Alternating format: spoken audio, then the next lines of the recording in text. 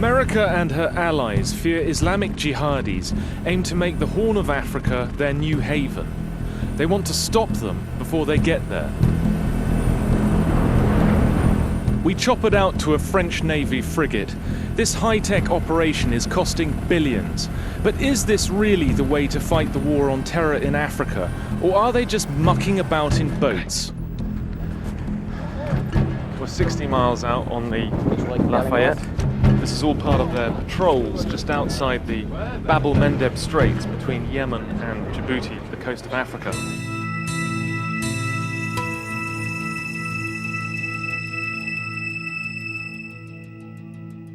Be careful.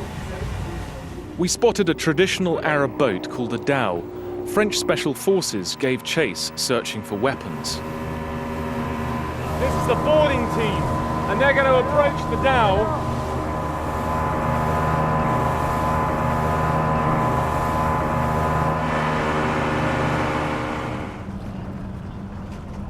There are boats like this all over the place, and dhows particularly are used for smuggling in this area. This boat carried no guns, only petrol bound for Somalia. Back in the ship's combat control room, I spoke to Captain Francois Passy. Tell me a little bit about Enduring Freedom, the operation that you're taking part in. This force is deployed to disrupt all the international terrorist organization activities. Do you feel that this is part of a war on terrorism, or is this like a police action? We are here in war. We are here to protect our country. We are here to protect the civilian world against terrorism. So it's not a police action, because I'm ready to use my gun if necessary. But what if it's too late? What if the Horn of Africa is already a home for Islamic extremists?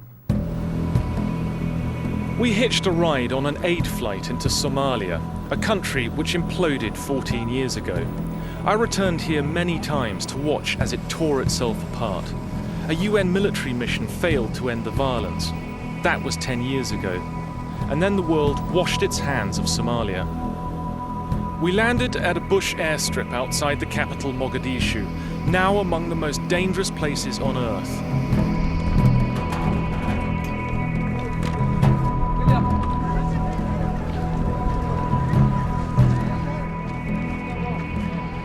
This is ours, yeah?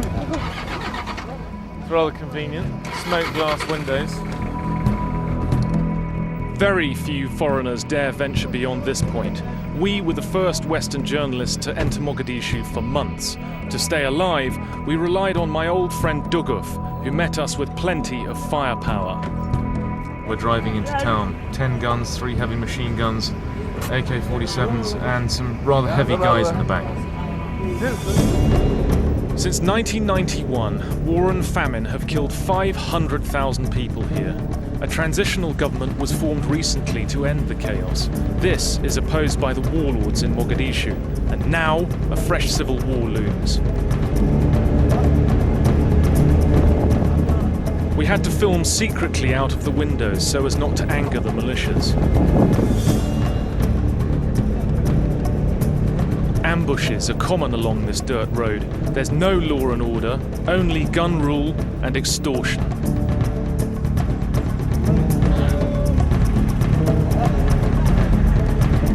You've passed 4 checkpoints into town, each of which is controlled by a different faction leader or gang leader. Duguf has obviously made arrangements for them to open up quickly, because otherwise there can be real sticking points. Since Mogadishu's year zero, the city has collapsed. People cling on here as the African bush takes over. Whole buildings that were war damaged 14 years ago, but which now are just like ancient ruins. And yet there are, a very large population of people is living here. We're just about to pass the old Unisom base and the US embassy and where all the UN troops were. This forest was once a fortress for 30,000 United Nations troops. They promised to bring Somalia democracy, justice and peace, and they failed utterly.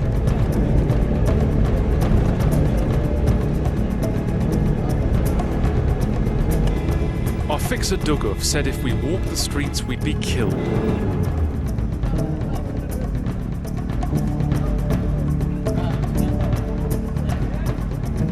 After checking into this hotel 9 months ago, BBC producer Kate Payton walked across the road and was shot dead. There have been dozens of assassinations this year alone.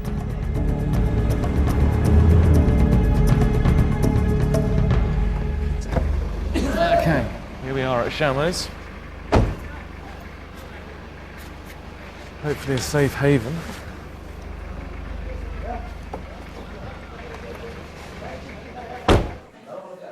The city is awash with guns, smuggled in under the noses of Western warships. We wanted to find out how easy it would be to purchase a weapon in town, and it being too dangerous to go to the Bukhara market ourselves, we sent out for them to be delivered, which we got 3 choices. Probably all of them made in Central Asia. They look genuine, but these things are pretty readily available coming across the ocean, despite the fact that there's an arms embargo. And they're all pretty cheap. This is $250. Yeah. An AK-47 is what? About 200. 200. Yeah. So $200 for an AK-47, which is one of the most effective weapons that you can have, and certainly the cornerstone of all the conflicts in this continent.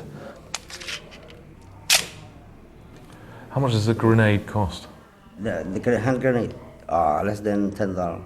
$10 for a hand grenade is very reasonably priced. It's about the price of a pizza. You must, watch out what you are doing. Otherwise, the hand grenade is so cheap here in Mogadishu. Bang, yeah. There we have it. My contacts told me the Islamic jihadis were already here. Backed by rich businessmen, they have 3,000 recruits in training. Most are Somalis, but there are foreigners here too. We wanted to interview Sheikh Hassan Dahir Awais, leader of the militants. America says he's linked to Al-Qaeda and a string of bombings and killings in Africa. While waiting for the Sheikh to reply to our messages, we went to see Hussein Aidid, whose warlord father Mohammed Farah Aidid famously humiliated US forces. Foreign troops first arrived with bags of food to end a famine. 6 months later, they were using helicopters to machine gun civilian districts. The city never recovered from the damage.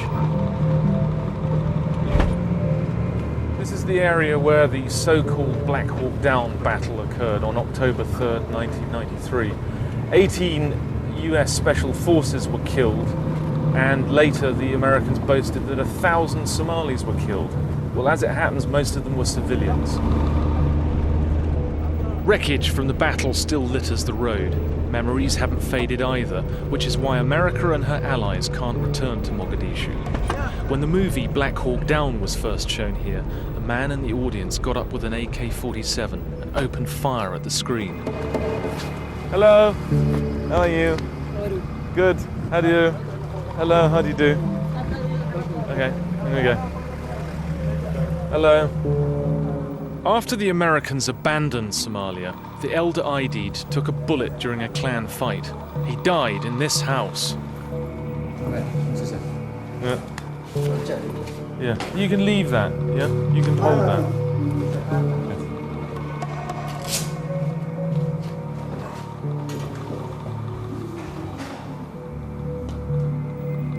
His son, himself an ex-US Marine, took over as the new warlord, but the Islamic jihadis frightened him. The terrorist cells in Somalia who have connection with terrorists is the Wahhabist, Al-Ittihad, Al-Salah, Al-Hijra wa Takfir, Al-Majma'. They have a good connection with Al-Qaeda on the financial level. They are here, they are causing the assassination of the civil society leaders. They are a small minority, but when it comes to finance, they are very strong. What are we talking about, millions? Yes, they have millions, they have control most of the communication. They control most of the export-import, so they're not easy to go, and they are planning slowly, same like they were planning in Sudan. Same one they are planning all over Africa, taking the gold and everything.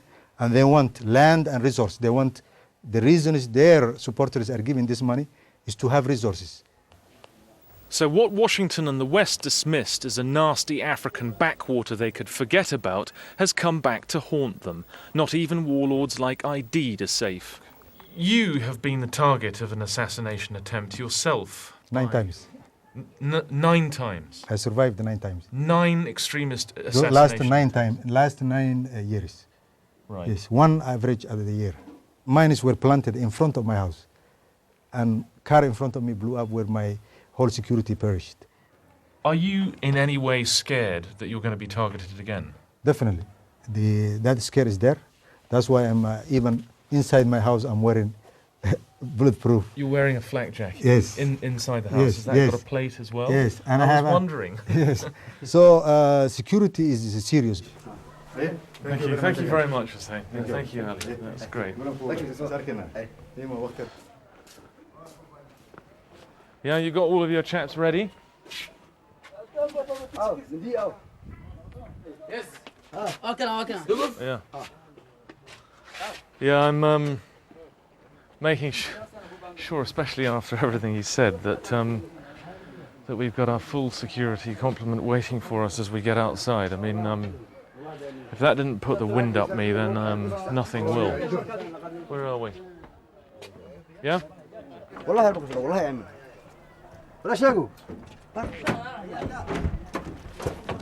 I'll get in this. Since we'd contacted their leader, the jihadis knew we were here. They were clearly watching us. But were they going to kill us? Days before our visit, gunmen invaded the house of a peace activist friend of mine and executed him in front of his wife. I've never felt this kind of fear in Mogadishu, even at the height of the civil war. I remember in the early days in Mogadishu, we used to literally catch buses and taxis across the front line. And what a different atmosphere it is. It just brings me back to my greatest thought about all of this, which is that you can't leave a country to its own devices. Terrorism, disease, refugees, all of these are domestic issues. And if you don't take notice of them in a faraway country, they're going to come back and bite you at home.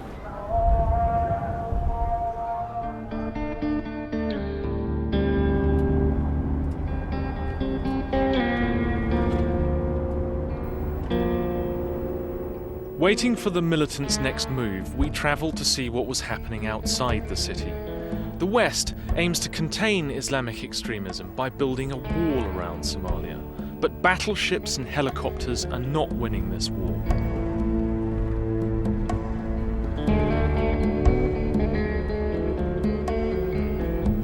Somalis need to be brought in from the cold to enjoy the rule of law, health, schools. The West pays lip service to these objectives with only a paltry aid budget.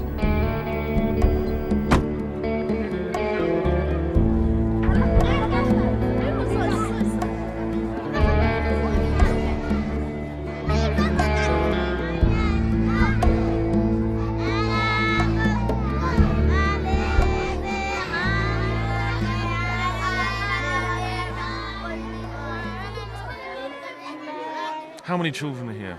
110 children in this tiny, cramped space, probably half the size of a normal classroom in England.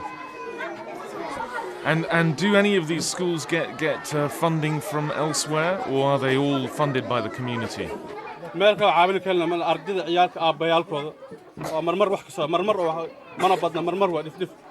It's the parents that give what they can to cover the costs of a little madrasa like this, and they're all incredibly poor, and as you can see it's a very ramshackle little school, very cramped.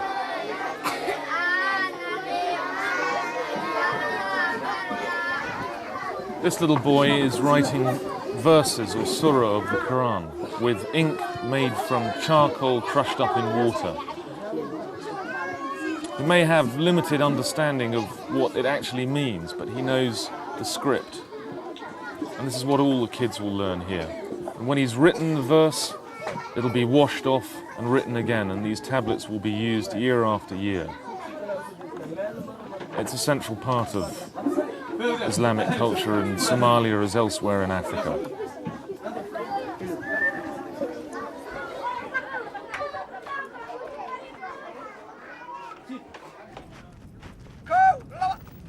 Diplomacy is needed to prevent fresh civil war. Soldiers from Somalia's Christian neighbour Ethiopia are training Somalis for the onslaught against Islamic forces.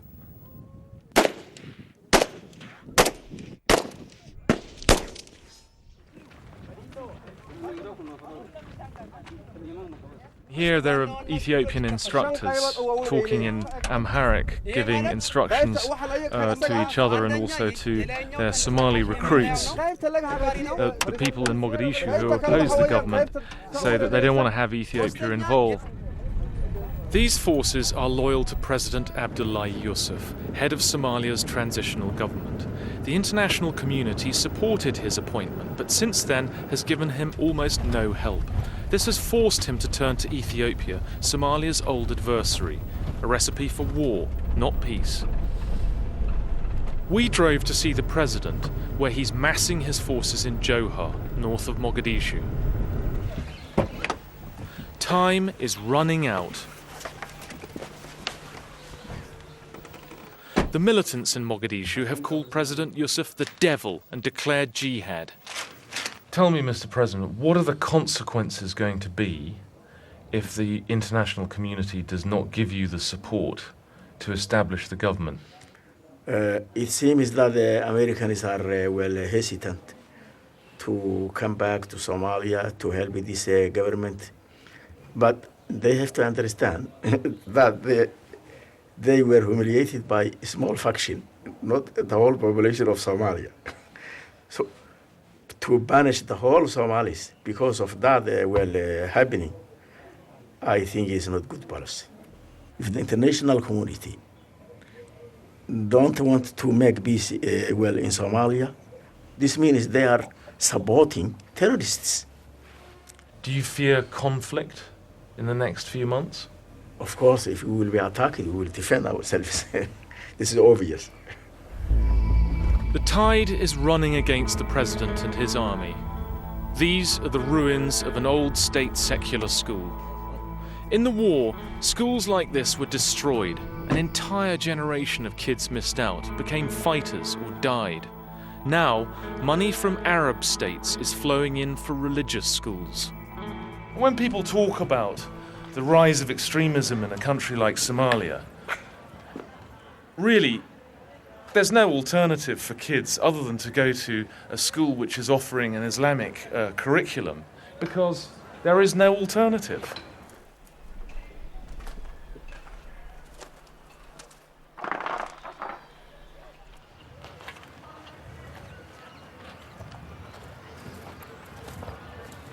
And although the old government school now lies in ruins, what you'll notice behind me is that suddenly a mosque has sprouted up, looking new and white and clean, because the ruins of this school, or some of them, have been turned into a Saudi curriculum school for girls and boys, secondary level, where the teaching is in Arabic. And so that illustrates the story of what has happened to education in the country. The road led back to Mogadishu. There, we still hope to interview Sheikh Awais, the leader of the Islamic forces. No other Western journalist had ever met him.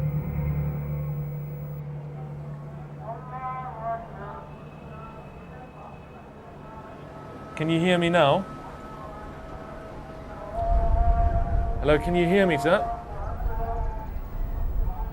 He agreed to see us in his base on the other side of the city the next day.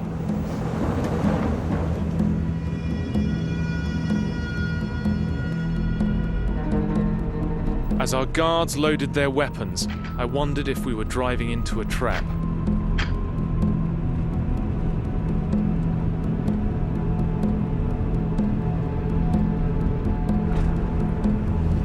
This was risky, but I knew it would be a big scoop.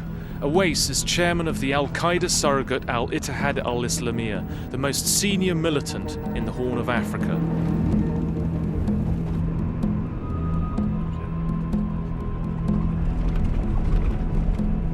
Even Duguf looked nervous.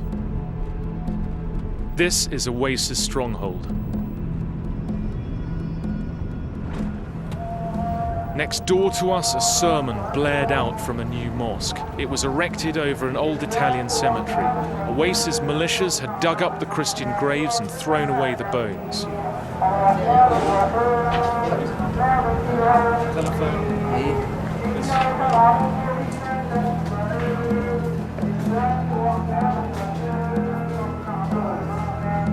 We still didn't know if the Sheikh wanted us to film him, but clearly he felt secure here.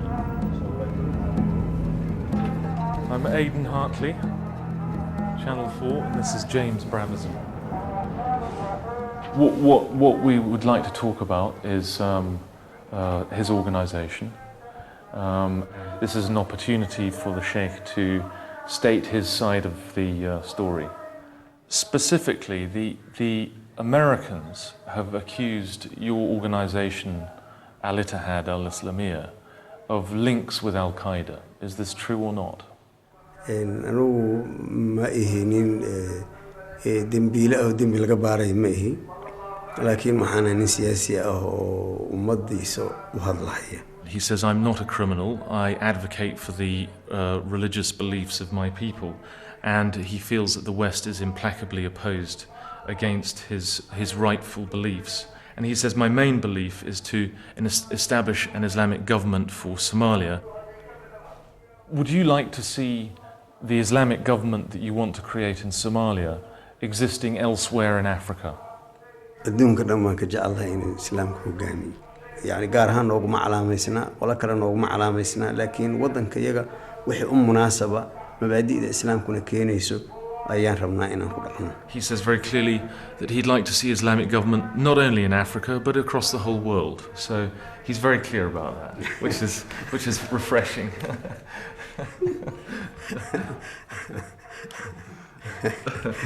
Related to that, Sheikh, are you a man of peace or are you a man of jihad?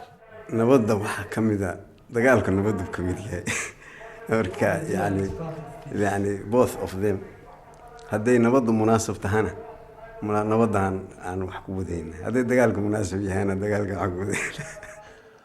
The Sheikh says that if people can't reach their objectives peacefully, then they'll have to fight for them. And he accuses the West of fighting the Muslims using sophisticated weapons to do so, and of not wanting the Muslims to take their own stand.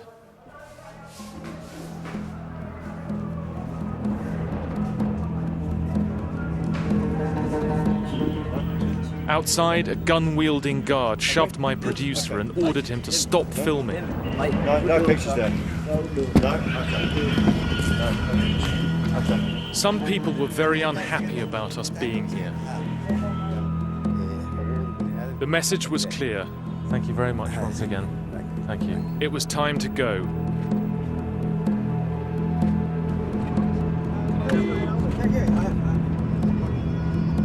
The Sheikh has declared jihad in Somalia as the first step towards his vision for global Islamic rule.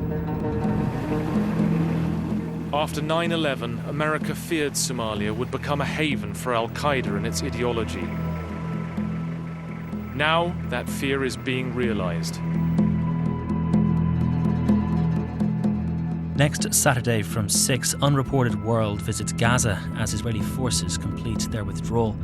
7:10 tonight, what motivates young people to become preachers in Hinduism, Islam and Christianity? Next tonight, news.